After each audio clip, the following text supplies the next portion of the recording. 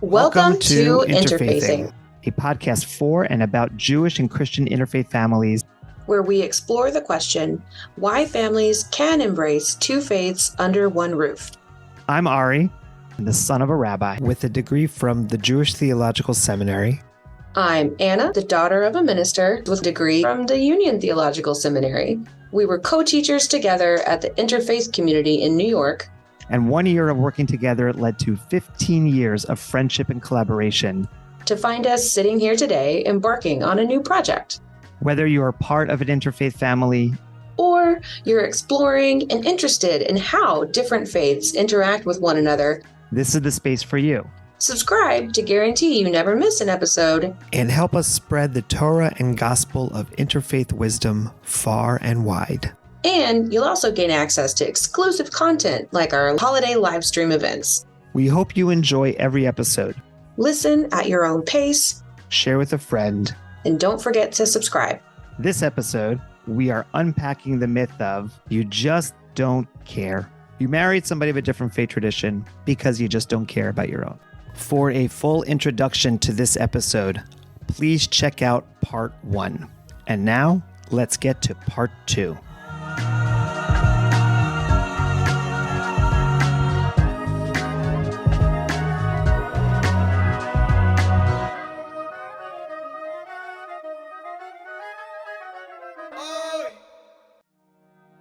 Okay, Anna, you ready for another story?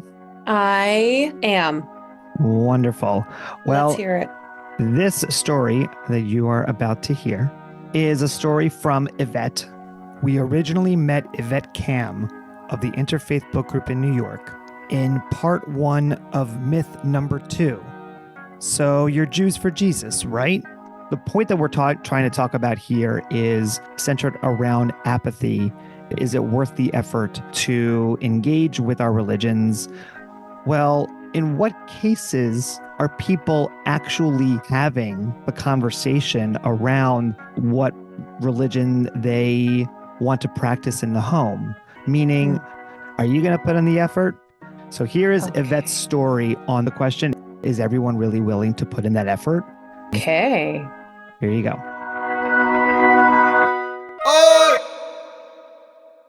We're talking about hard lines and that it won't work. Actually, that it won't work came from me more than my parents.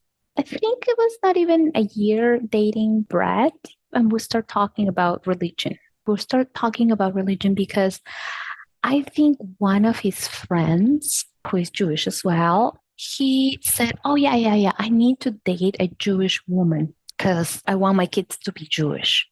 And then I was like, oh, okay. Well, I didn't know. So I researched the comment and I learned that only Jewish women, by some of the rabbinic interpretations, only the ones who give the maternal line can be Jewish. And not in the Reform, but there were so many contradictory philosophies and thoughts about this. So I asked him straight away, and it was funny. It was a funny story, I sat him down and I was like, your friend said this. And you know what? I want to know, is that the way you think? Tell me right now, because there is no even 1 ounce in this Latin body that could produce any child that could be remotely Jewish. So there's nothing in me that can give you, if that's what you want, then we have to have this won't work. Let's stop here and then have a discussion if that's what you want. Because then we have a problem. Then we have to see if this is going to go farther, and then we have to think about other avenues. I was thinking in my mind, well, gosh, is he going to ask me to convert? And then what am I going to do? What I'm going to tell? And in my head, I had this whole scenario telling my mom, I'm going to convert into Judaism. And then my mom is going to say, why? Because my mom is she's more Catholic than my dad. So I was like, how am I going to explain this to my family? And he said, he was very calm. I was almost kind of ranting and talking and giving all my arguments. And he was very calm as always. And he said, that's not super important for me. Oh, really? yeah, because he explained that he was Reform, and in the Reform Judaism, they don't think like that. That's more Orthodox and conservative, and he actually thinks that if you have even the father being Jewish, then the kid can be Jewish, and that's it. In his mind, that's it, and he will be, and we will raise kid Jewish and Catholic, or we will raise in the way we want it, but it's still share the traditions, cascade down the traditions to the best way possible. And I said, wow, that was like an eye-opening thing. I was like, really? Are you sure? Because, in 2 years, when you propose, I don't want you to just tell me, hey, are you going to convert? I was like, I'm not converting. I'm not converting. And he said, no, I'm not expecting you to. I don't think you're expecting me to turn to convert to Catholicism either. So I think we're going to be okay. And I was like, oh, wow, that even I was more dazzled about that. But yes, I did start this conversation very early because I was like, I'm not investing my time if this is not going anywhere. And if this is a hard no, with your friends, with your friend, why? And he didn't actually have any problems. And so far, we haven't had any problems. But it was really a great advice. I will tell anybody because you need to start these conversations early. Because I heard the other side of the story with other people. Oh wow, what is this important for you? But yeah, I think it's a good conversation to have early on.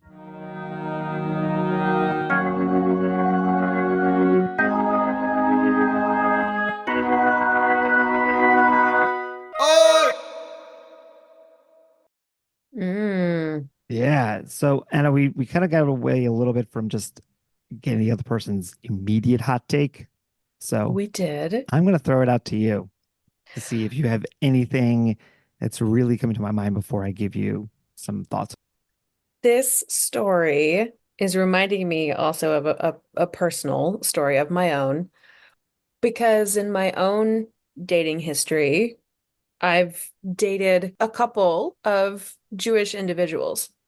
And I feel like I had a little bit of an inverse experience with Yvette, where, Right.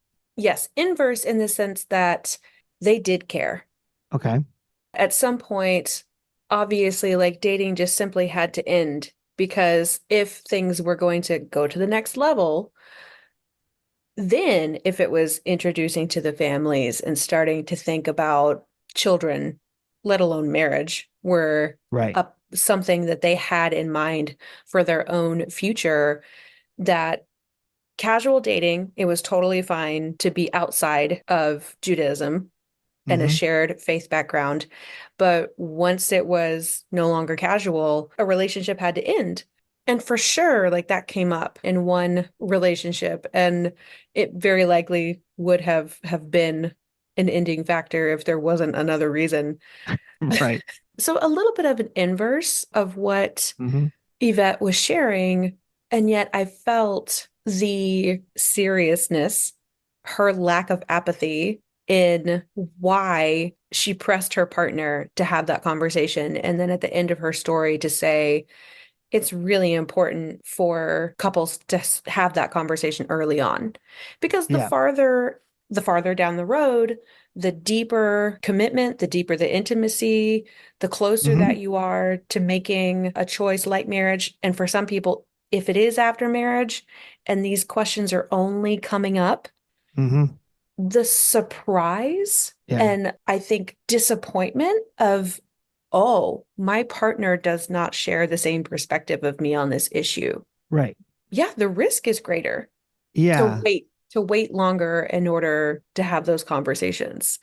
And I just think that there's a lot of wisdom in that. It's also something in the conversation I shared with Susan Katz Miller.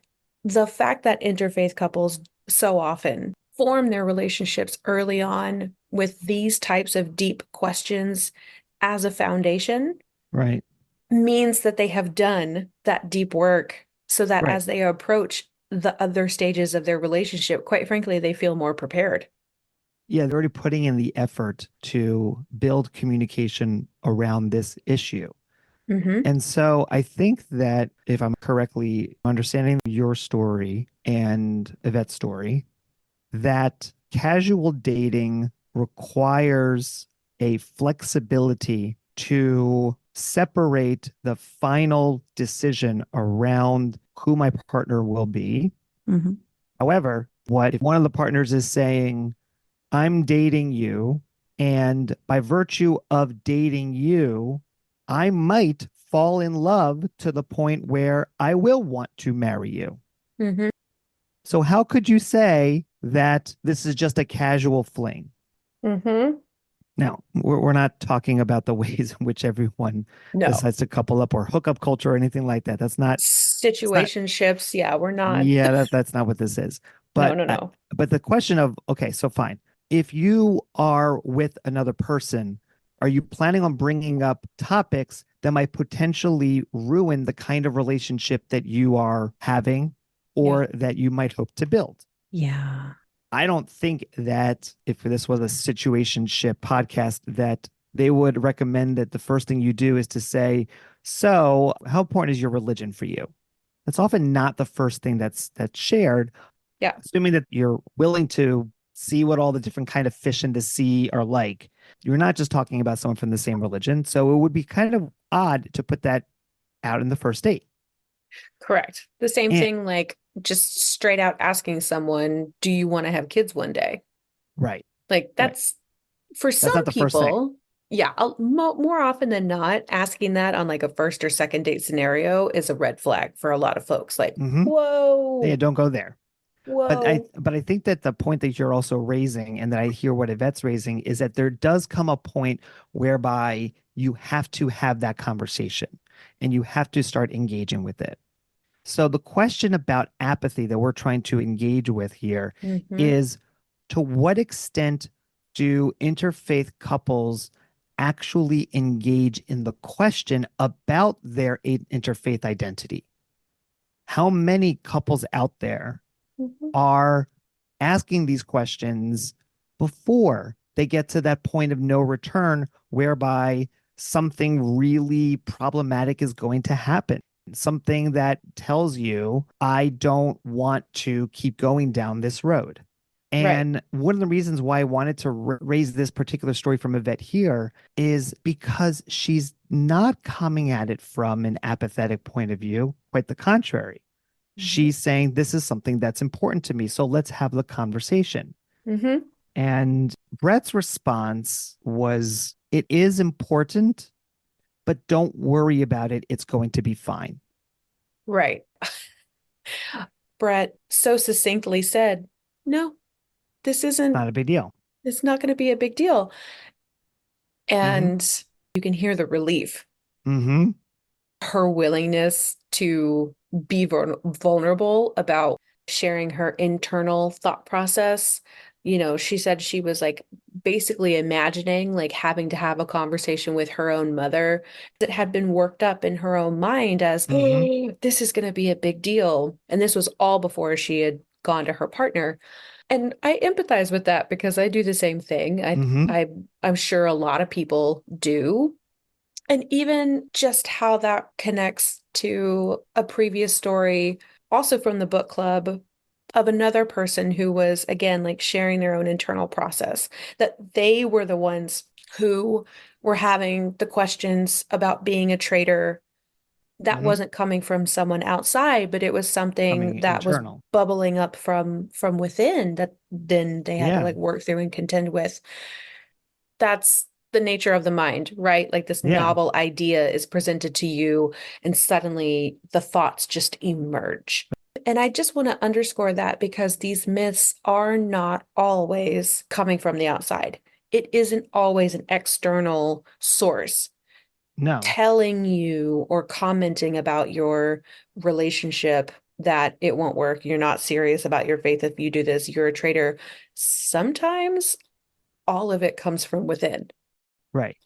So I will tell you a couple of things that just from the Jewish angle that I found to be really interesting about the story that was being shared from Yvette's perspective as somebody who is not Jewish coming into this question of Jewish identity. Like if they have a Right. child, like if I'm the mother, is that okay for the child to be Jewish or not? Like how does that play out? And in a different episode, I talked a little bit about the history of patrilineal descent. So if you're Yeah. interested, feel free to go back and hear that.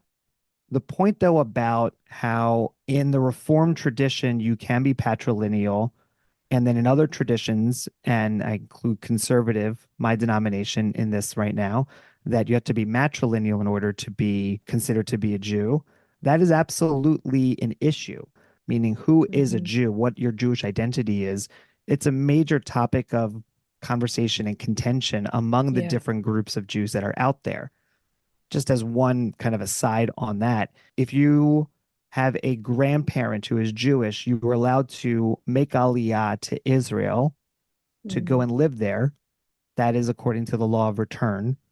However, you cannot be identified on your Teudat Zehut, on your identity card, as being Jewish unless your mother is Jewish or unless you converted under official auspices.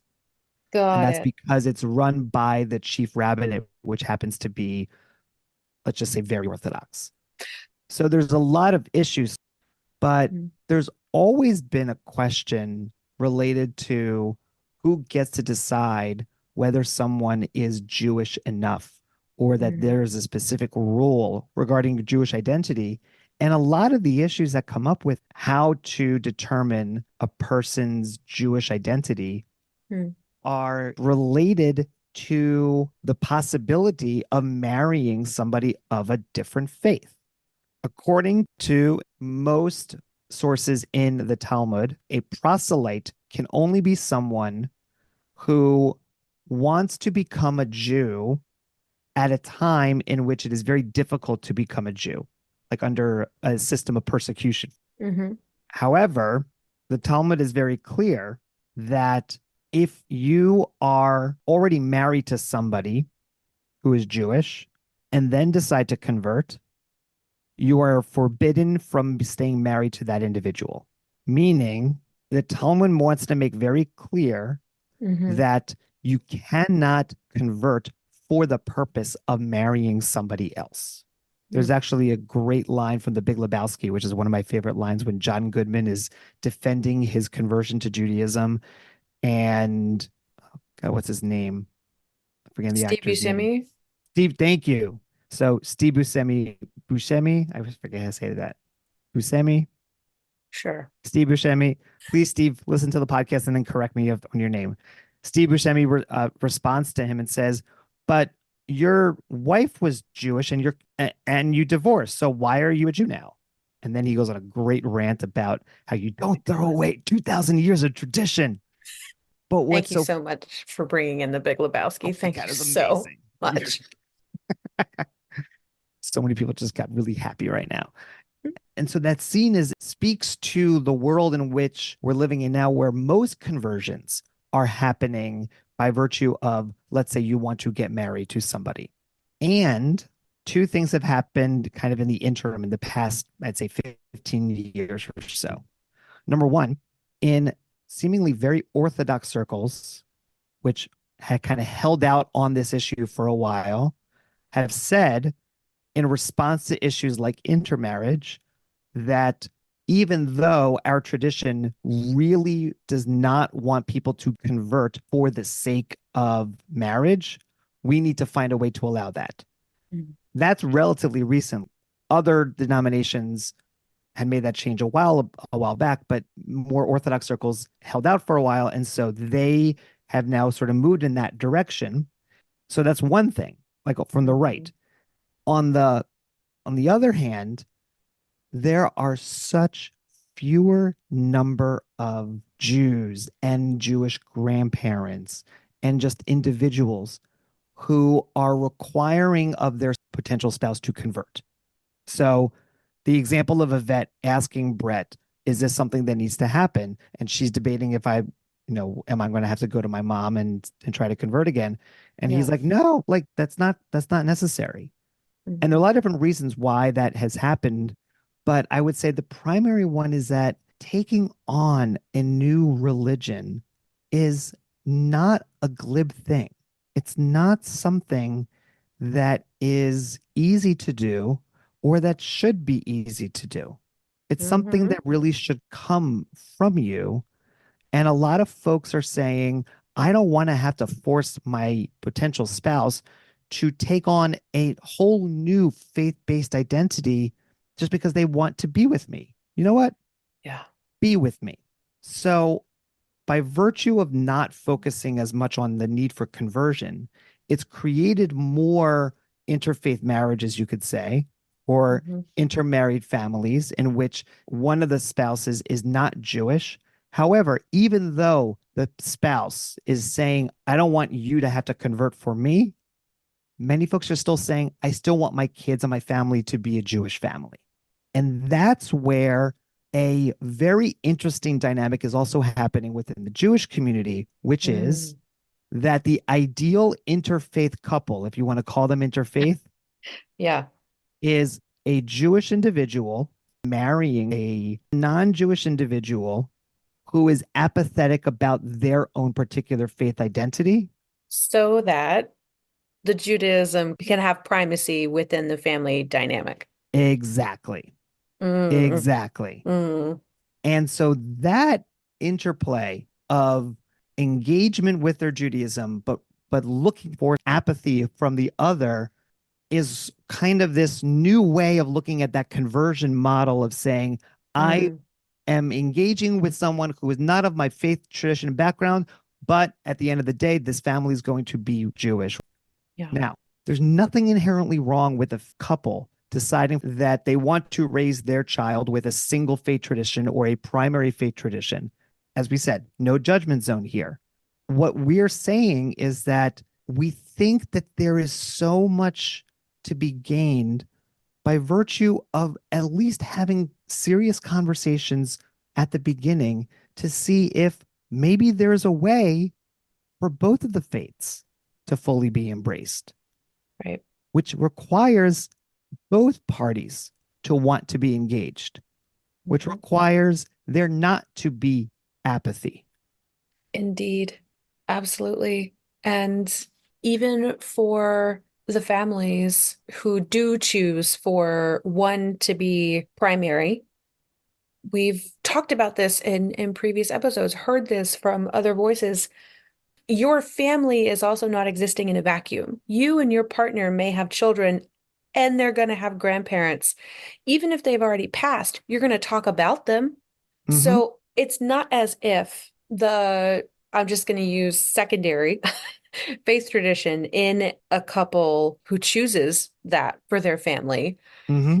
will never know that there's another faith tradition. Right. And as a reminder, like when we talked about the kids, the children themselves may then still decide as adults that they want to explore Right.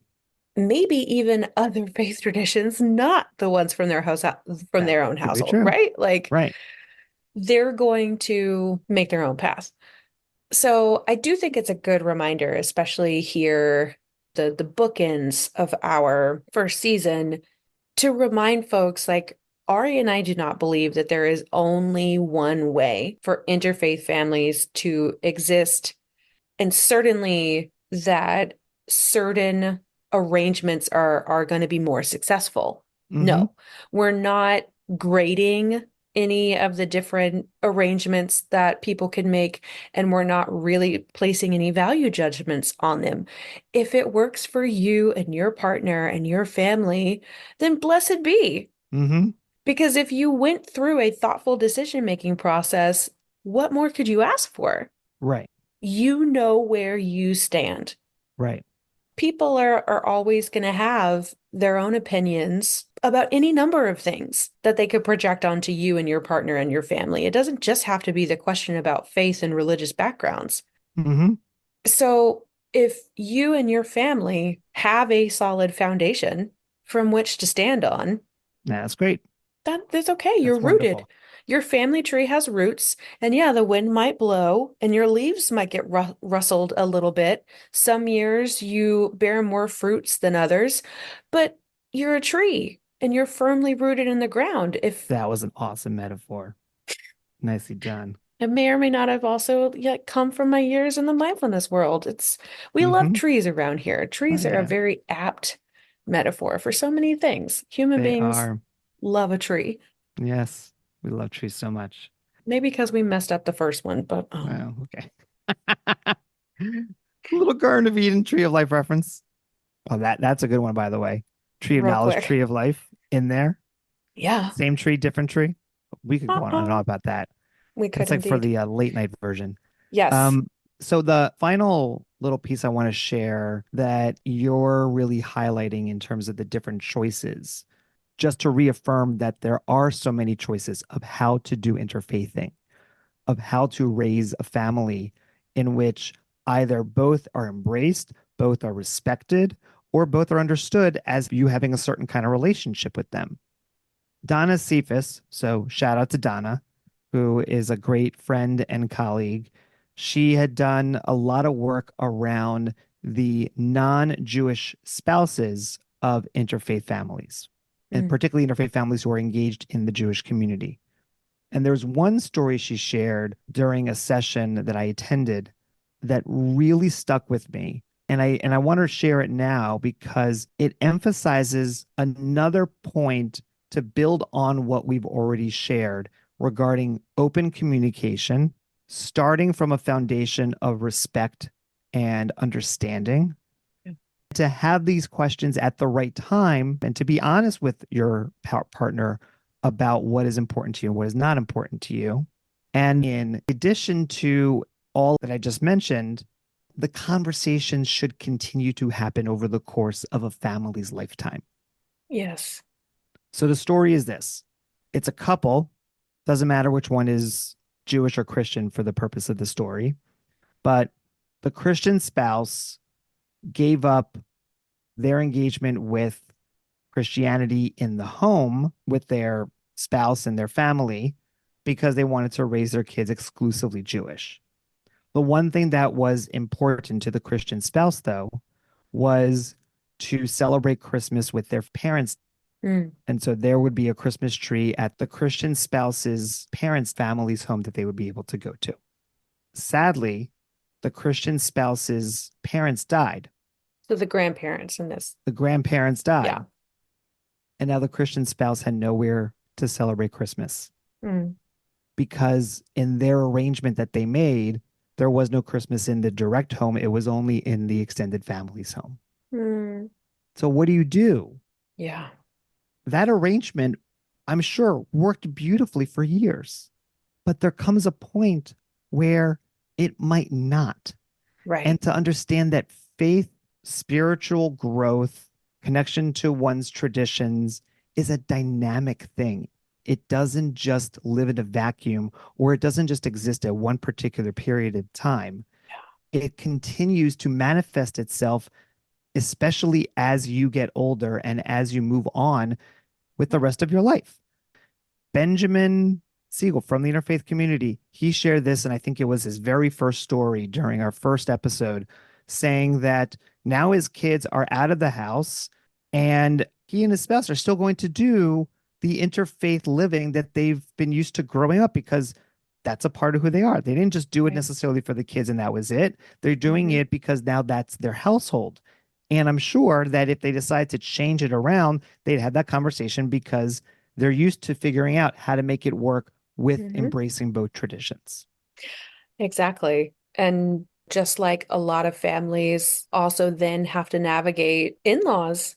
Like if you have children and they then get married, everybody comes with their own family background, their own preferred traditions.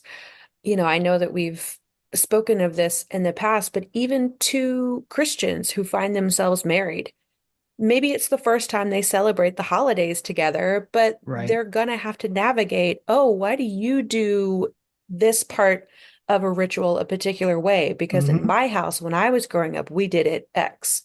Right. Yep. These are going to be questions that a lot of people find themselves asking. And just because one family may be interfaith while another is maybe interdenominational from the same faith, Mm-hmm. it's still the same question. Yeah. The stakes are not higher just because they're interfaith. Right. Like the example I just gave, I mean, I have friends who were raised Catholic and married someone who was raised Christian, but from like a Baptist denomination, Mm-hmm. and also navigated the question of, well, I want to get married in a Catholic church and then raise my children to be Catholic. So first of all, will my local priest perform this ceremony unless my partner also converts? And I also have to have the conversation with my partner. Are they Yeah. okay with that? Right. It's still something that lots of other interdenominational households still have to face. Mm-hmm. Sometimes I think that the interdenominational challenges are harder to navigate than the interfaith challenges because there's an element either under the surface or expressed directly that you're doing our faith wrong. Exactly. I mean, I agree with you. Yeah. I think it As is opposed harder. as opposed to an interfaith background where, oh, I have no idea, so I'm willing to Mhm. learn, I'm willing to listen. At the Yeah. very least, we sometimes can become righteously indignant when somebody else decides to practice our religion differently. Yes. Or you're like a couple that I knew of growing up in small town rural Arkansas. One person went to the Methodist church, the other spouse went to the Baptist church, and they were just at different locations during 11 o'clock on Sunday There you mornings. go. 11 o'clock, the most segregated hour, even within families. I was about to say, it was like even beyond race. Yeah. Yeah. By the In way, this just reminds me of one of my favorite Jewish jokes.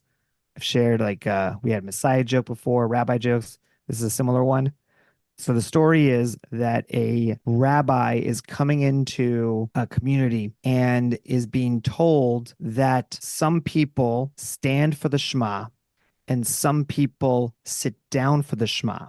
Mm, And he couldn't figure out which one it was. And everyone was arguing that their way was right.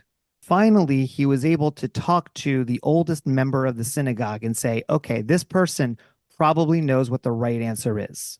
So he went to this person and said, do we stand for the Shema or do we sit for the Shema? And he said, Rabbi, the tradition is we argue over whether you stand for the Shema or sit for the Shema. I like it.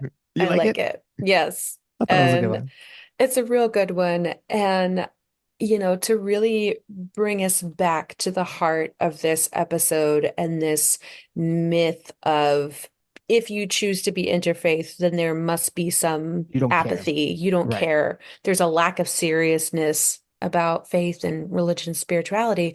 And I would say, no, any two people who are willing to argue about something Ooh, obviously are not they care. apathetic. Yeah. They care. Yeah. And so even Yvette's internal process that she shared with us Mm-hmm. is a signal that she cares Right. about her own faith background and her partner's. Right. And I think her partner, in saying like it's going to be okay, is saying he also cares about her faith, about his faith, and that their different faiths does not mean that they can't find a way to make it work, just as long as they continue to work at it. Yeah, indeed. Awesome. All right. Until next time. Thank you for listening to part 2 of episode 6, You Just Don't Care. We hope you learned and laughed with us. Be sure to subscribe so you don't miss part 3. We want to thank our supporters and contributors, our families, and all of our featured storytellers. We also want to give a special shout out to our composer and music producer, Pablo Lengain. Subscribe, share, leave a review, and send us a message. We would love to hear your feedback and to learn more of your stories. Find us on any of your podcast platforms to subscribe, and you can also find us on interfaithingpod.com. Like and follow us on Facebook and Instagram. And if you really like what you hear, please consider supporting us financially at patreon.com/interfaithing. So until we meet again, take care. Stay curious and keep interfaithing.